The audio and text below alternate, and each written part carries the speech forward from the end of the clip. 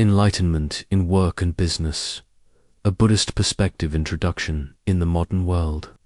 Work and business are central to human life. They are not merely practical necessities for earning a livelihood, but also arenas where values, aspirations, and ethics are tested. For many, work is a source of identity, purpose, and even meaning, yet it can also become a source of stress, exploitation, and dissatisfaction. Within the Buddhist tradition, however, work and business are not separate from the spiritual path. They can become integral fields of practice where wisdom, project, compassion, karma, and mindfulness smrti are cultivated. Enlightenment in Buddhism is not restricted to meditation, cushions, or secluded monasteries, can unfold in the marketplaces, offices, factories, and boardrooms of daily life. This essay explores the relationship between enlightenment and professional life, examining how Buddhist principles such as right, livelihood, mindfulness, compassion, non-attachment, and interdependence can reshape our understanding of work and business. The essay also highlights practical applications, challenges, and the transformative potential of bringing enlightenment into the economic and organizational world. 1. Enlightenment. Beyond the monastery, one of the common misconceptions about Buddhism is that enlightenment requires withdrawal from the world. While the monastic path has always been honored, the Buddha himself taught that householders and lay practitioners can progress toward awakening. The Eightfold Path, the central teaching on liberation, does not exclude work. In fact, right livelihood is explicitly a component of ethical and spiritual cultivation. For lay practitioners, work becomes one of the primary contexts where mental habits, ethical choices, and relational dynamics play out. Business decisions, negotiations, and day-to-day tasks provide constant opportunities to confront greed, anger, delusion, and ego clinging. Conversely, they also offer opportunities to cultivate generosity, patience, ethical integrity, and awareness. In this sense, the workplace can be a living monastery, and business can be a training ground for enlightenment. 2. The principle of right livelihood. At the heart of Buddhist economics and business ethics lies the principle of right livelihood.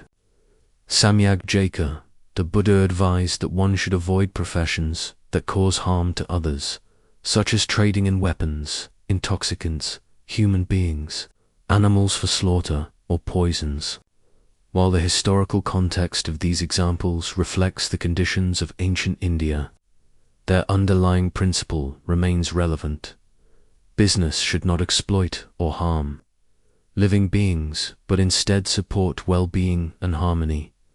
Modern interpretations of right livelihood expand this teaching to include ethical business practices, sustainability, social responsibility, and conscious capitalism. A business aligned with Enlightenment principles prioritizes people and the planet alongside profit. It avoids exploitation of workers, manipulation of consumers, or destruction of the environment. Instead, it seeks to generate value that uplifts society, cultivates trust, and contributes to the common good. Right livelihood transforms business from a purely self-centered pursuit of wealth into an expression of wisdom and compassion. The act of earning and managing resources becomes a practice of ethical mindfulness, aligning worldly success with spiritual values. 3.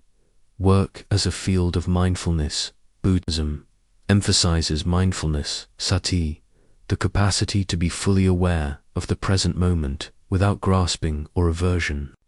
Work provides countless opportunities for mindfulness practice. From the most repetitive factory task to high-level corporate decision-making, each action can be approached with awareness. The Zen tradition often highlights the spiritual potential of ordinary work. Chopping wood, carrying water, or sweeping the floor can all become gateways to awakening when done with full presence. Similarly, in contemporary life, answering emails, attending meetings, or negotiating contracts can become mindfulness practices. Mindfulness in the workplace serves multiple functions. It reduces stress by grounding attention in the present moment. It enhances clarity, creativity, and decision-making. It improves relationships by fostering attentive listening and empathy. It prevents harmful habits such as multitasking, compulsive reactivity, or unethical shortcuts by cultivating mindfulness. Employees and leaders alike transform their workplace into a training ground for enlightenment, where each task becomes an expression of awareness. 4. Compassion in business. Enlightenment is inseparable from compassion in Mahayana Buddhism. The Bodhisattva path emphasizes benefiting all beings. Business, with its far-reaching impact, offers one of the most powerful platforms to practice compassion in action. Compassion in business manifests in many ways: employee well-being, prioritizing fair wages, humane working hours, supportive environments, and opportunities for growth. Customer care, providing genuine value rather than exploiting desires through manipulative marketing. Community support, engaging in corporate social responsibility, philanthropy, and initiatives that uplift society. Environmental stewardship, recognizing interdependence by protecting ecosystems and promoting sustainability. A compassionate business model does not see people merely as resources or consumers, but as fellow beings with dignity, aspirations, and vulnerabilities.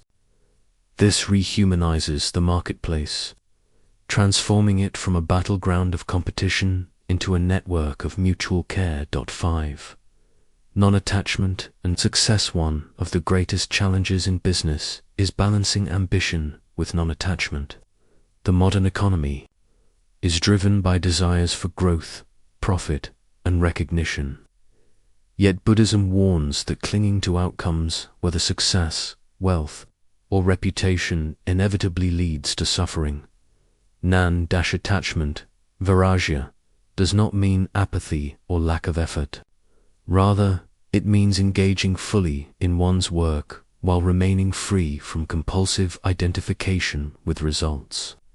A mindful entrepreneur or leader acts with integrity and diligence, but accepts that outcomes depend on many interdependent causes and conditions beyond personal control. Non-attachment allows one to embrace both success and failure with equanimity. It reduces anxiety, arrogance, and despair, creating space for resilience, creativity, and ethical consistency. A businessperson grounded in non-attachment can pursue innovation and growth without compromising values, because their sense of fulfillment comes not from external accolades, but from the intrinsic quality of their actions. 6. Interdependence and systems thinking. Buddhism teaches the principle of dependent origination, Proctius, Amitabha. All phenomena arise in interdependence. Applied to business, this principle reveals that every economic activity exists within networks of relationships: social, ecological, cultural, and global. An enlightened approach to business acknowledges these interconnections. Decisions about supply chains, production, or marketing are not isolated. They ripple across communities, ecosystems, and future generations. For example, choosing cheap labor may increase profits in the short term, but cause harm to workers, families, and social stability. Similarly, unsustainable practices may reduce costs but devastate the environment. By cultivating an awareness of interdependence, businesses can move beyond short-term self-interest to long-term holistic value creation. This aligns with emerging frameworks like triple bottom line people, planet, profit, stakeholder capitalism, and regenerative economics. Such approaches resonate deeply with Buddhist wisdom, which sees well-being as inseparable from the health of the whole. 7 challenges of integrating enlightenment into business. While the potential for enlightenment in work and business is profound, challenges abound. Profit-driven systems. Modern capitalism often prioritizes profit maximization, making it difficult to align with ethical and spiritual values. Cultural pressures, societal norms of competition, status seeking, and consumerism can undermine efforts toward mindfulness and compassion. Personal struggles. Business leaders and employees alike face inner obstacles such as greed, fear, and ego clinging, structural constraints, legal, financial, and market structures may limit the capacity for compassionate and mindful practices. These challenges should not be underestimated. Yet, the Buddhist path teaches perseverance, skillful means, upcure, and the possibility of transformation even in difficult conditions. Each obstacle can itself become a teacher, revealing attachments and blind spots that need to be addressed. On the path to awakening. 8. Case studies and examples. Several modern movements and enterprises embody principles of enlightenment in business. Mindful leadership. CEOs and executives integrating meditation and mindfulness into their leadership styles, fostering humane workplaces. Social enterprises. Businesses prioritizing social and environmental impact alongside profit, such as fair trade, cooperatives, and sustainable brands. Buddhist entrepreneurs. Individuals explicitly shaping their companies around Buddhist values, from ethical finance to eco-friendly products. Workplace mindfulness programs. Corporations introducing meditation training, not merely as stress reduction, but as cultural transformation, while not without controversy or limitations. These examples demonstrate the practical viability of enlightenment business models. They show that compassion, mindfulness, and wisdom can be competitive advantages, fostering trust, resilience, and innovation. 9. Toward an enlightened economy. Beyond individual businesses. The integration of enlightenment principles suggests a vision of an enlightened economy. Such an economy would measure success not solely by GDP or shareholder returns, but by collective well-being, ecological balance, and spiritual growth. This vision resonates with the concept of Buddhist economics popularized by thinkers like E.F. Schumacher, which emphasizes simplicity, sufficiency, and meaningful work. It also aligns with contemporary movements advocating for well-being economies and regenerative capitalism. An enlightened economy recognizes that wealth is not an end in itself, but a means to support human flourishing. By aligning economic systems with compassion, wisdom, and interdependence, society can move toward a sustainable and harmonious future. 10. Conclusion. Enlightenment in work and business is not a utopian fantasy, but a practical possibility grounded in Buddhist teachings.